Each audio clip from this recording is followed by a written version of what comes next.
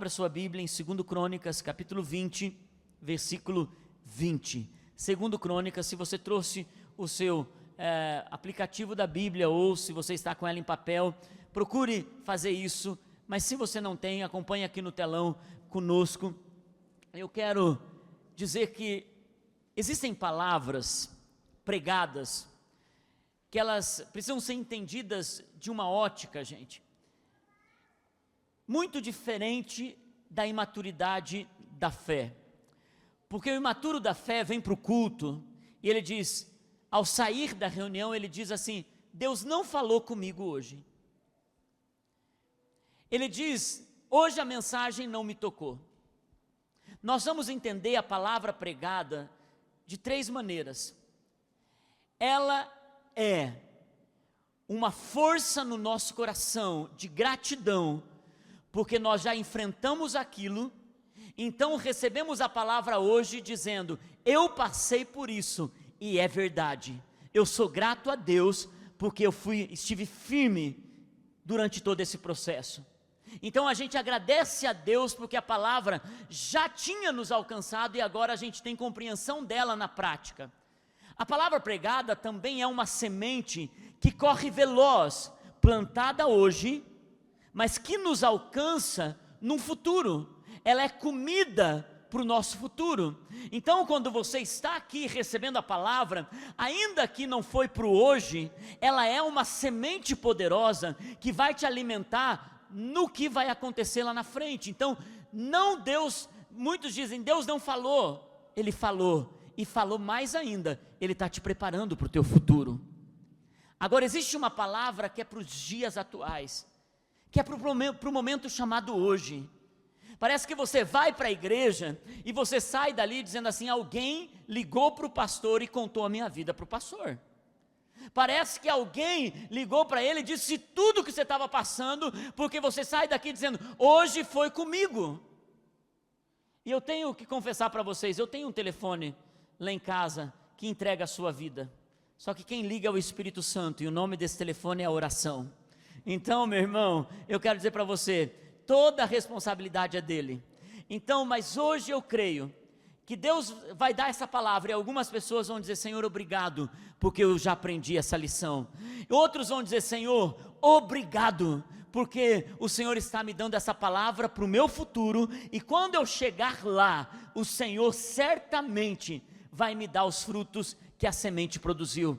Mas queridos, eu sinto encargo nessa noite, que essa palavra é para alguém que está aqui, passando agora uma batalha maior do que você pode suportar, situações mais difíceis do que você pode aguentar, batalhas que você não queria entrar e você entrou, batalhas que você não esperava e elas chegaram sorrateiras, elas chegaram inesperadas, elas chegaram de surpresa, e agora você se vê perto de uma guerra, perto de uma luta, perto de uma batalha, ou dentro de uma batalha, que você não tem estratégia de como sair dela. Eu creio que o Senhor nessa noite vai te dar revelação por aquilo que há de vir. Abra sua Bíblia, 2 Crônicas, capítulo 20, versículo 20. Diz assim a palavra de Deus: de madrugada, partiram para o deserto de Tecoa. Quando estavam saindo, Josafá lhes disse: escutem-me, Judá e povo de Jerusalém, tenham fé no Senhor, o seu Deus. Diga comigo, fé. Diga, fé extraordinária. Tenham fé no Senhor, o seu Deus, e vocês serão sustentados. Tenham fé nos seus profetas, nos profetas do Senhor, e vocês terão a vitória. Queridos, a fé precisa crescer quando batalhas chegam sorrateiramente, quando guerras vêm inesperadamente. E ao olhar para essa estrutura de todo esse capítulo 20 de 2 Crônicas, e nós vamos ler esse capítulo nessa noite, nós encontramos nesse processo esperança, nós encontramos estratégias divinas, nós encontramos a transição de uma pessoa que muda de um capítulo para o outro, nós encontramos Deus agindo, um homem que decide então acreditar em Deus, e um homem que acredita nos seus profetas, acredita naquilo que foi cantado ao seu respeito, e queridos, Deus profetizou nessa noite, Ele luta por nós, e você cantou isso nessa noite. Então vamos para a história, versículo 1 do capítulo 20, depois disso, os moabitas, os amonitas, com alguns meunitas, eram quantos inimigos? Quem está aqui nessa noite e não está na praia? Depois disso, os moabitas, os amonitas e alguns dos meunitas entraram em guerra. 3 inimigos que chegaram sorrateiramente, 3 inimigos que vieram e estavam tão perto, a Bíblia diz que eles foram por trás do Mar Morto, 40 quilômetros da onde eles estavam, era muito perto, eles não tiveram tempo de buscar conselheiros, eles não tiveram tempo de correr para ficar debaixo da saia de uma pessoa mais espiritual, eles não tiveram tempo de montar uma estratégia de guerra, sequer eles tiveram tempo de pensar o que fazer, eles estavam à eminência de uma guerra, de uma batalha, o inimigo chega sorrateiramente. Queridos, a palavra de Deus fala também que nós temos 3 inimigos, e eu quero durante essa palavra que você pense sobre esses 3 ataques. A Bíblia no Evangelho de João diz assim, que nós temos uma luta contra a nossa carne, contra o mundo e contra o diabo. E às vezes, a gente está pronto para guerrear contra o diabo, e vem um inimigo atacando os nossos desejos carnais, e você que estava pronto para guerrear contra Satanás, agora se vê lutando no meio da batalha, com todos os desafios da sua carne, desejando coisas que você não gostaria de realizar, mas de repente, você está vencendo a tua carne, você diz, uau, eu estou realmente vencendo os meus pecados, vencendo as minhas limitações de desejos carnais, mas agora, o mundo está te atacando, o sistema desse mundo, a mentalidade desse mundo, os ataques desse mundo, as coisas dessa terra, as batalhas naturais de trabalho, de família, e quando parece que vem os 3 juntos, o diabo, a carne e o mundo, e chega sorrateiramente, para desestruturar. Parece que estava indo tão bem e de repente está perto. E olha o que continua dizendo o texto. Alguém trouxe a notícia, eu não queria ser esse mensageiro. Josafá, eu quero dizer uma coisa, um exército enorme. Quem gostaria de dar essa notícia?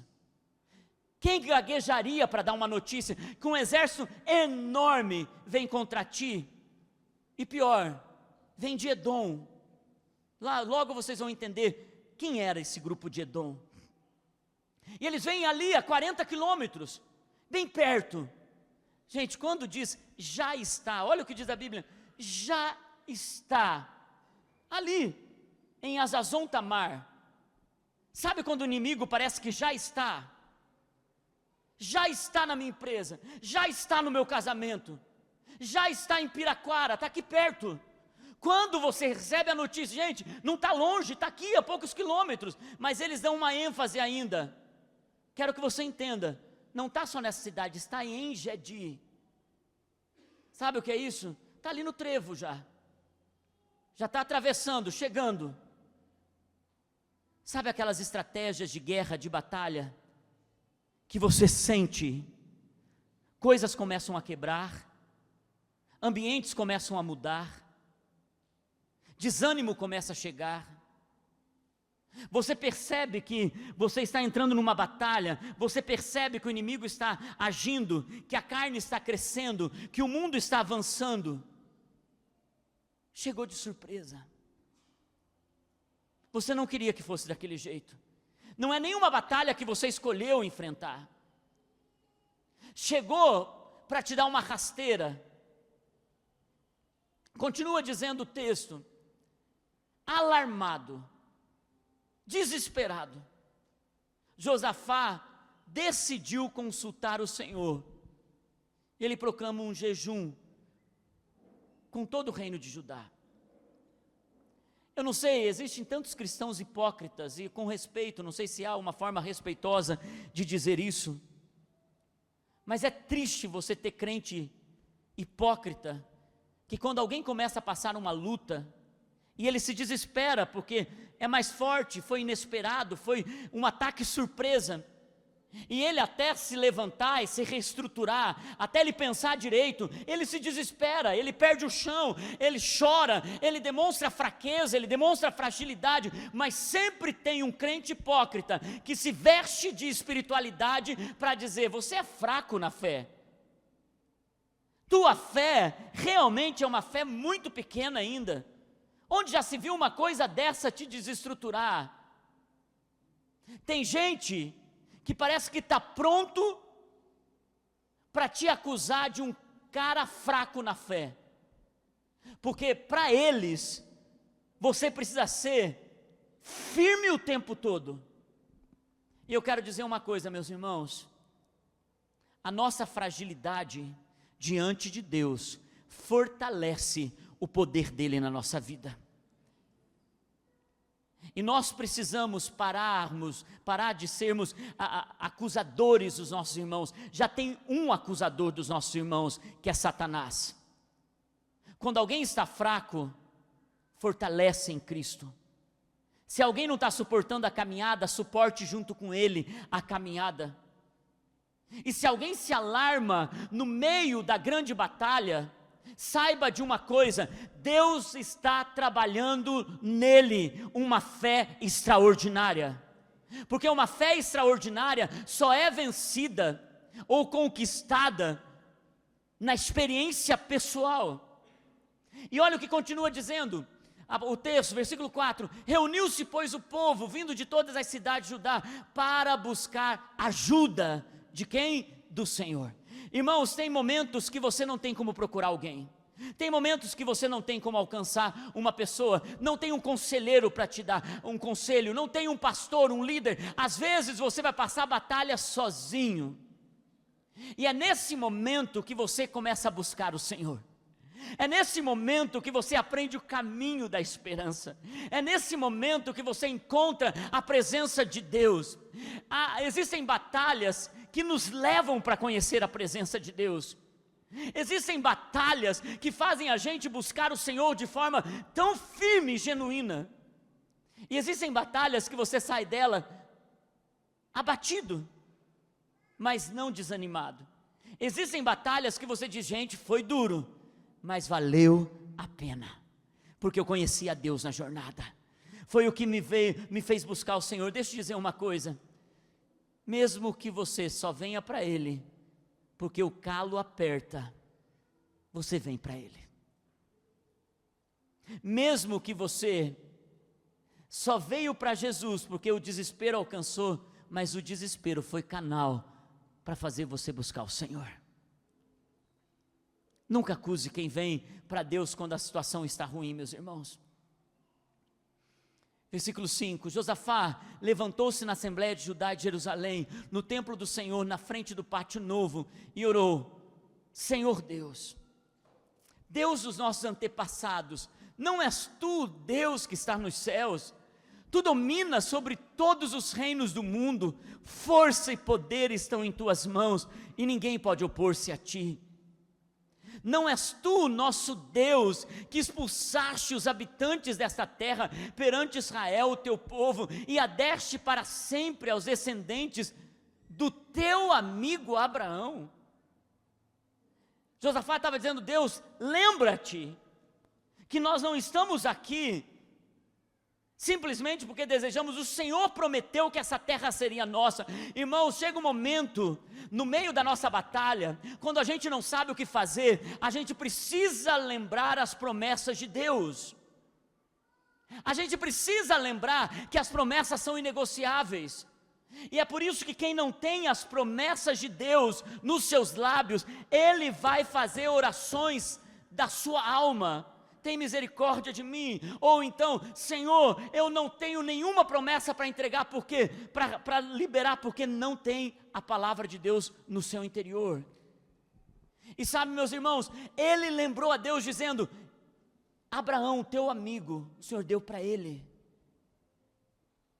Eles têm habitado nela, versículo 8, eles têm habitado nela, e nela construíram um santuário em honra ao teu nome, dizendo: se alguma desgraça nos atingir,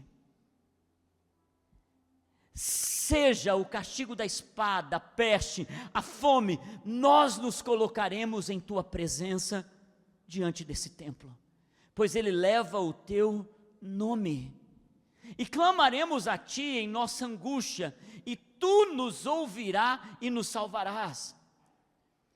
Josafá, quando foi pego de surpresa, ele foi para Deus. Quando a estratégia de guerra era somente Deus que podia livrar, ele foi para Deus. Então no próximo versículo, diz assim: mas agora, aí está a carne, também está aqui o mundo, e agora o diabo ainda está levantando ataque contra nós. E Josafá diz isso, porque esses eram os inimigos dele da época, os amonitas, moabitas e os habitantes dos montes de Seir. Agora ele faz uma coisa para Deus, ele diz: Deus, teve batalhas que eu não precisava entrar, e eu entrei, e toda batalha que eu entrei, gastei energia e eu perdi. Porque, queridos, veja isso, esse Josafá que agora está orando para Deus, 2 capítulos antes, entra numa batalha que Deus não chamou ele para batalhar. 2 capítulos antes, ele faz uma aliança com um rei chamado Acabe. Não dá para dizer que o mesmo Josafá que você está lendo aqui, que ora a Deus, que está buscando a Deus, é o mesmo Josafá de 2 capítulos anteriores. E o que acontece é que ele entendeu que tem batalhas que você gasta energia e te tira a energia da batalha real e verdadeira que estão te esperando lá na frente. E muitos de nós estamos gastando energia com bobagem, com brigas desnecessárias. Nós estamos entrando em batalhas que nós não fomos chamados para guerrear. Nós respondemos no Facebook e nas redes sociais coisas que a gente não precisava responder. Nós entramos em brigas dentro de casa, com esposa, com marido. 20 anos você está casado com a mesma pessoa, e aquilo te incomoda até agora. E você entra em batalha sobre aquilo do mesmo jeito por todo esse tempo. Gasta energia com coisa desnecessária. Gente, a Naine, ela tinha uma coisa que me irritava no começo do nosso casamento. Ela cortava, coisa simples, se eu fosse falar as grandes coisas, vocês iam ficar assustados. Mas a Naine, ela tinha o hábito de cortar a cebola na mão. Ela, sabe aquela coisa de cortar a cebola assim? Fazia assim com a faca e cortava assim a cebola. E eu dizia assim: meu Deus, corta na tábua. E eu não sei porque aquilo me irritava. E a gente, às vezes, estava cozinhando, já da cebola já puxava o alho, já puxava o macarrão e o rolo do macarrão, enfim. E assim era o que a gente fazia no começo. Mas até hoje, Naine corta a cebola desse jeito. Mas isso não me incomoda mais. Porque eu não vou ficar brigando por coisas, gastando energia por coisas desnecessárias. É o que eu digo para ela: amor, quando eu deixar meia toalha, não briga por coisas desnecessárias. Estamos juntos. E existem energia que a gente está gastando. Gente, às vezes a gente gasta energia com o filho. Abaixa esse som, para de ouvir esse tipo de música. Coisa desnecessária, porque se Deus não revelar, grito não vai mudar o coração. Por quê? Porque faz escondido. E às vezes a gente gasta energia criando ambientes que se tornam tão desconfortáveis e nos tiram a energia para a verdadeira guerra. para a verdadeira batalha. E essas são estratégias do inimigo. E é por isso que nós vemos Josafá, ele aprendeu uma lição: eu gastei energia numa guerra que eu não deveria entrar. Mas se ele fosse viver dos 2 capítulos anteriores, ele nunca poderia ter coragem de recomeçar. E eu quero dizer uma coisa para você, meu irmão: o inimigo vai ficar te acusando dos 2 capítulos anteriores da sua vida, mas quando você atravessa um limiar, quando você atravessa uma linha divisória para a sua vida, o teu passado fica para trás, e o teu passado, em nome de Jesus, está ficando para trás hoje, e é um novo capítulo da tua história. Você vai começar a fazer história nesses próximos meses. Irmãos, eu quero dizer mais ainda para você: não deixe a tua posição espiritual ser determinada pelo teu ontem, pelo teu capítulo anterior, porque você pode ter entrado em muitas brigas desnecessárias, mas agora não. Agora você precisa aprender a discernir: eu estou num novo tempo, eu estou numa nova hora, eu estou fazendo uma limpeza, eu estou olhando para dentro do meu coração, eu estou fazendo realmente uma análise da minha vida, e eu estou disposto a ir para frente.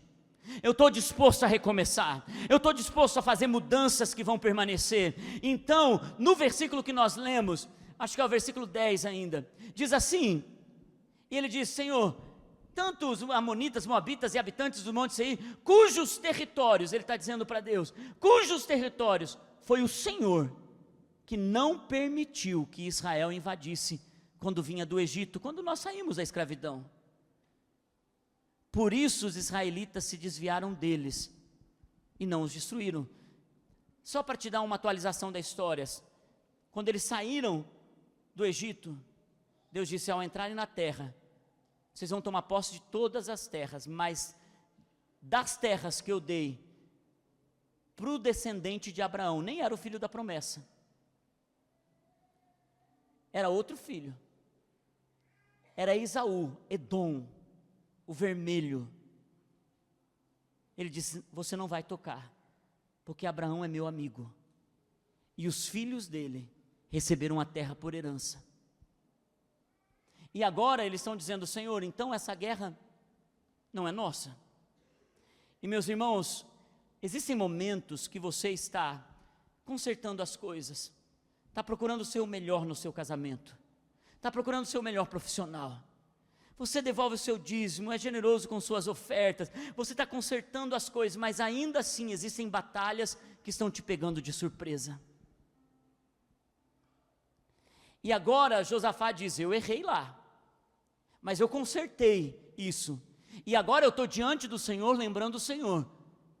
Não há nada que nós podemos fazer, porque, Senhor, existe algo aqui que vai além das nossas forças. Sabe o que Josafá estava dizendo para o Senhor? Eu tenho um inimigo, o amonita, o moabita, os de Seir. Eu tenho um inimigo, o mundo, a carne e o diabo. Mas esse inimigo, Senhor, desse povo ingrato, dessa gente ingrata, isso é o que mais me dói. Irmãos, porque a ingratidão é uma batalha que você enfrenta, que pode destruir a sua fé, porque você ama e não é amado de volta, você entrega e não recebe, você se doa e não te devolvem aquilo que você se entregou, você serve e te rejeitam, você entrega a sua vida e te ignoram. A ingratidão é uma espada afiada no coração, e eles estão dizendo: Senhor, contra isso há o que fazer. Meus irmãos, existem momentos na nossa batalha que a ingratidão nos pega tão sorrateiramente.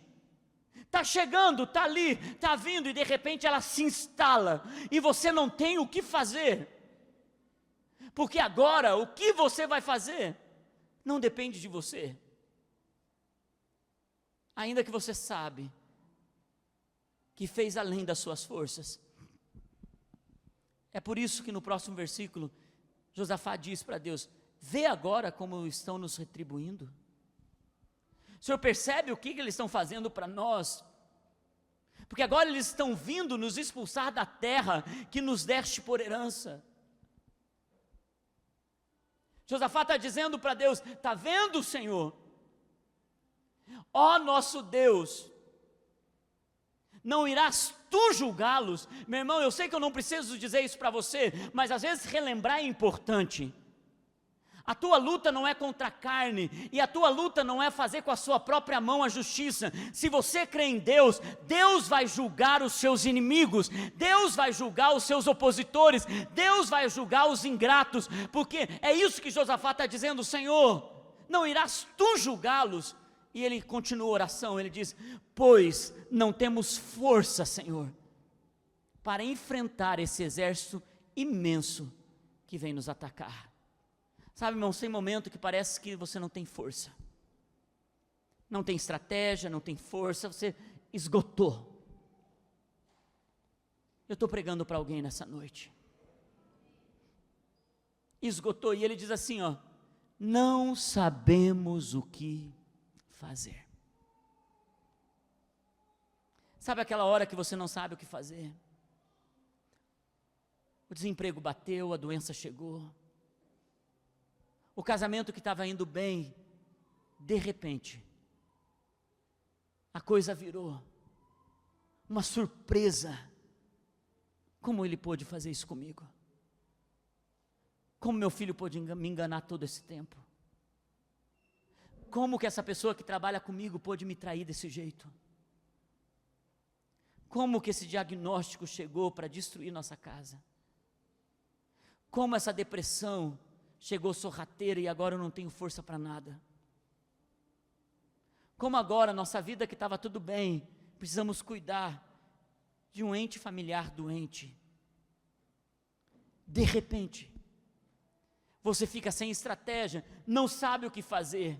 Mas Josafá, ele termina esse versículo, ele termina essa oração, ele diz assim, ó: mas os nossos olhos, Senhor, se voltam para Ti.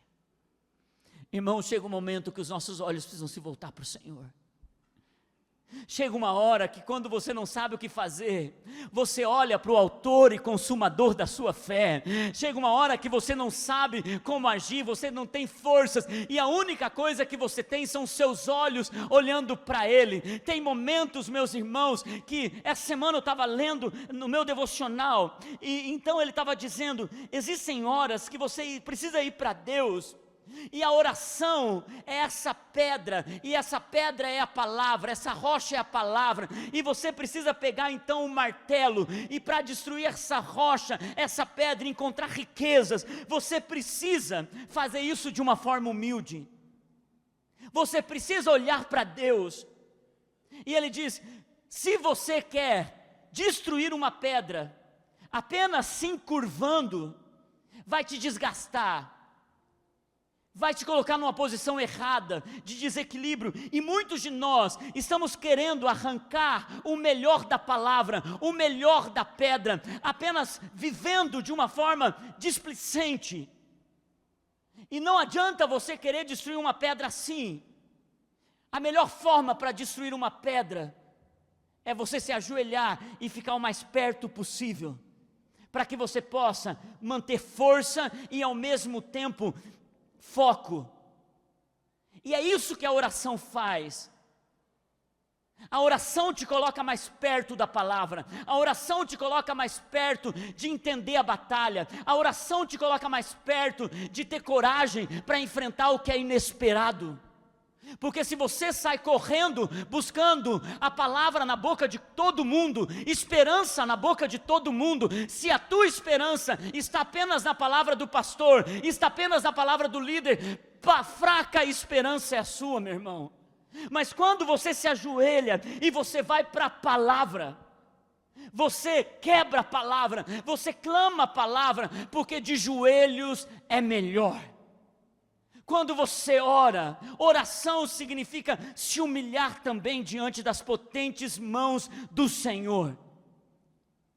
E é nisso que Josafá se firma. E ele faz o quê? Todos os homens de Judá, versículo 13, com suas mulheres e seus filhos, até os de colo, estavam ali em pé diante do Senhor. E eu quero falar para alguém aqui nessa noite: você e sua casa servirão ao Senhor, você e os seus filhos, seus netos estarão diante do Senhor. Se hoje você está só, eu quero dizer, Deus prometeu, Ele é teu amigo, Ele é teu amigo. E é por isso que diz a palavra no versículo 14: então o Espírito do Senhor veio sobre Jaziel, filho de Zacarias, neto de Benaia, bisneto de Jeiel, trineto de Matanias, levita e descendente de Asaf, no meio da assembleia. Pastor, por que ler um versículo com tantos nomes desse jeito? Porque eu creio, meus irmãos, que o nosso Deus não é Deus que começa em uma geração e termina naquela geração. O nosso Deus, Ele começa em nós, toca os nossos filhos, toca os nossos netos, toca os nossos bisnetos, toca os nossos tataranetos, e até 1000 gerações serão abençoadas. O nosso Deus é um Deus de geração. O nosso Deus não vai contar a história apenas através de você. A história de Deus vai ser contada através dos seus filhos. Ainda que aparentemente te pegou de surpresa e você diz, não tenho nada, eu quero dizer, Deus já preparou o seu futuro. A palavra está te esperando lá na frente. Essa é a palavra de Deus. Versículo 15, ele diz: escutem, todos os que vivem em Judá e em Jerusalém, todos os que vivem no louvor. Judá significa louvor. Irmãos, todos os que vivem em Judá e em Jerusalém, assim diz o Senhor, porque quem vive no lugar do louvor, aprende uma coisa, a ouvir a voz do Senhor que diz: não tenham medo, nem fiquem desanimados por causa desse exército enorme, pois a batalha não é de vocês, mas é de Deus. E sabe o que o louvor faz? O louvor faz isso. O louvor faz a gente entrar num lugar de guerra, entrar num lugar de batalha, não a batalha humana, não a guerra humana, a guerra que vem do céu, porque do céu vem a vitória. Próximo versículo: amanhã desçam contra eles, eis que virão pela subida de Ziz, e vocês os encontrarão no fim do vale, na frente do deserto de Jeruel. Vocês não precisarão lutar nessa batalha. Essa é a melhor notícia, sim ou não, gente? Gente, eu não sei você, mas se alguém diz: Márcio, você não precisa lutar essa batalha, eu nem vou para a guerra. Você vai para a guerra? Se alguém diz assim: ei, não precisa lutar essa batalha. Gente, quem que diz não precisa lutar para a batalha e você diz: não, mas eu quero ir do mesmo jeito? Ninguém faz isso. Mas olha o que Deus fala aqui, Ele diz: vocês não precisarão lutar nessa batalha. Tomem suas posições, permaneçam firmes. Gente, por que Deus estava pedindo para eles então tomarem uma posição de guerra? Por que Deus manda eles descerem até aquele lugar? Se não é para lutar, não desça até o lugar. Mas Deus não usa a mesma estratégia. Sabe o que Deus estava dizendo? Eu quero que vocês levantem, vocês vão para esse vale, porque eu quero que vocês vejam o livramento que eu vou dar. Eu não sei, meus irmãos, mas algumas vezes Deus nos coloca de frente da batalha, para que os nossos olhos vejam os testemunhos do Senhor, o livramento do Senhor. E olha o que está dizendo aqui: não tenham medo nem desanimem, saiam para enfrentá-los amanhã. Eu quero dizer para alguém aqui nessa noite: você não lutar a batalha não quer dizer que você não vai ter que enfrentar a sua batalha. Enfrentar a batalha é doído, gente. Enfrentar a batalha faz você chorar como você nunca chorou. Faz você ver coisas que você nunca pensou que ia ver. Sentir coisas que você nunca pensou que ia sentir. Faz você se decepcionar como nunca você pensou que ia se decepcionar. Enfrentar a sua batalha é ter enfrentamentos emocionais, enfrentamentos espirituais, enfrentamentos naturais, que você nunca pensou que ia entrar em discussões como aquela. Então você fica desesperado. Mas Deus não disse que ia te livrar do enfrentamento, Ele disse que ia te livrar da batalha.